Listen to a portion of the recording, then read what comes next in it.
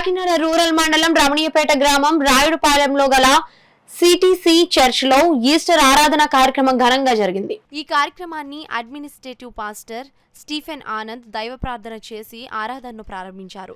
Pastor Stephen Anand పర్యవేక్షణలో church సభ్యులు church coir స్తుతి గీతాలు ఆలపించారు.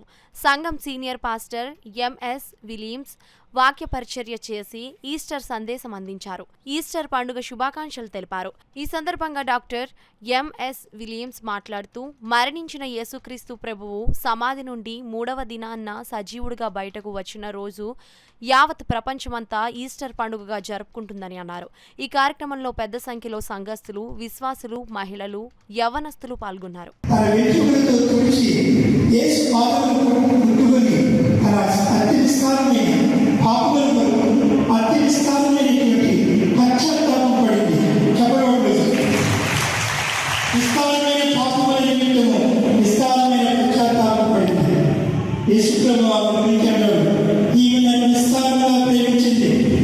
విస్తారమైన పాపములు చేసింది, తన పాపము తను తెలుసుకుంది.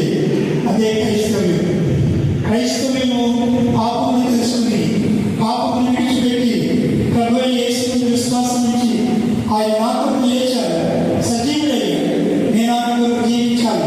దేవుని స్తోత్రం. క్రైస్తవులుగా శాంతివాదులు, క్రైస్తవులుగా ప్రేమదారు కలిగిన వాడు, క్రైస్తవులుగా నెమ్మది కలిగిన వాడు, క్రైస్తవులుగా ఇతరులు ప్రేమించేవాడు, క్రైస్తవులుగా ఇతరులు సహాయం చేసేవాడు, క్రైస్తవులుగా ఇతరులను ఆదరించేవాడు. ఈ విషయానికి క్రైస్తవులు ఒక రాజ్య స్థాపన కానీ, ఒక మత స్థాపన కానీ, ఒక ఫలానా సంస్థ స్థాపన కానీ స్థాపించబడలేదు. యేసుప్రభు ఎందుకు వచ్చారంటే